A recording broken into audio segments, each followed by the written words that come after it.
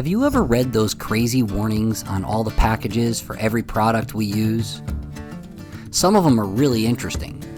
For instance, did you know that on a hairdryer it says do not use in the shower?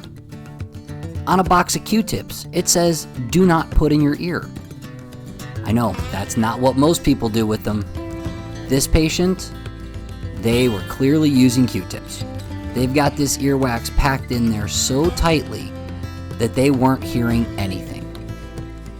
This entire video, earwax removal vlog number 84, is all about this one patient. We're going to show what happens when we have to remove this much wax from a patient's ear. Look at all that coming out in just the first swipe. As we dig back down there, you can see there is no view of the eardrum. You can see how tightly impacted that is back there, and really that the Q-tip did a great job of pushing all the wax way deep in the ear canal. On this patient, we're clearly using a curette currently, but we're eventually going to be using some water irrigation.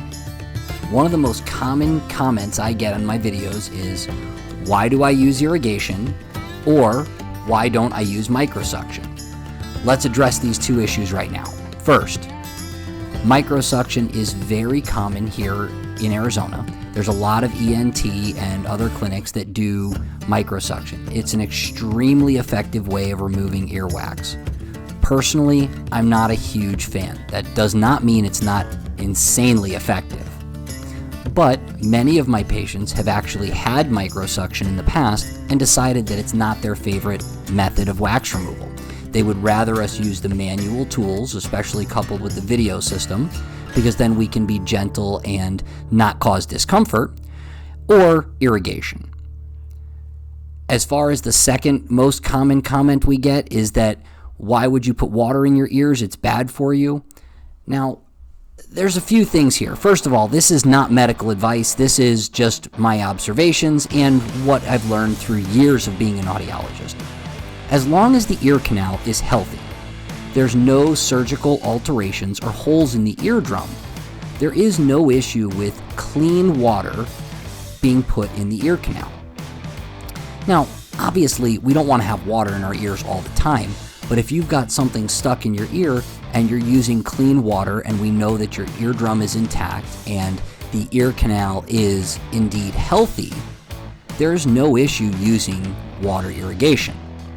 So we're going to see some water irrigation here, but of course this time I didn't have anybody with me, so we're going to use my favorite video here of the ocean cleaning out those rocks in Panama. Again, if you've never been to Panama, I recommend that you go. It's just a great place. It's got some very interesting features there.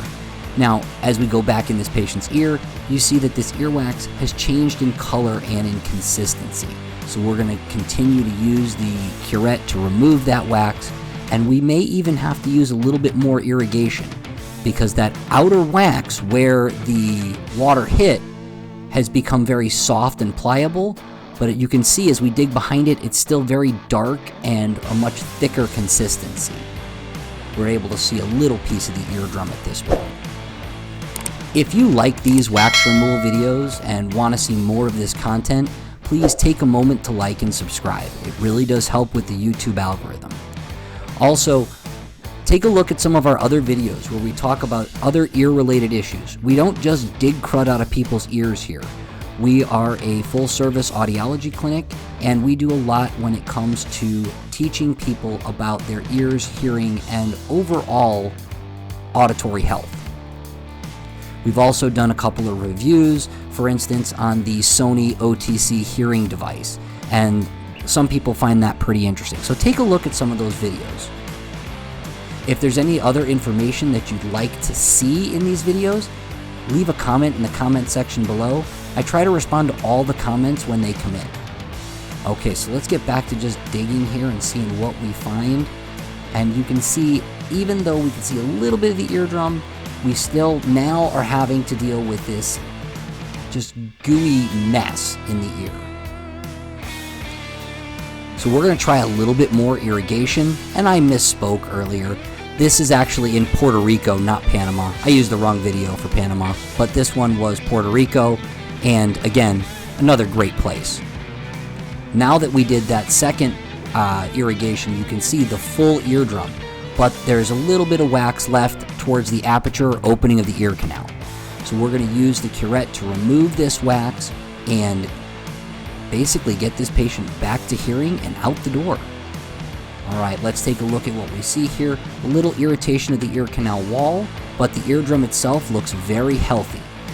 Following this wax removal, the patient reported instant relief from the pressure in their ear, increased hearing, and a whole lot less ringing in their ear. And this is what came out. Tried to give you a couple of visual references, some coins there. That is a ton of wax. And no, I did not fish out what was in the water. This has been You Heard It Here with Dr. Gary. Thank you for watching. I look forward to seeing you in the next video.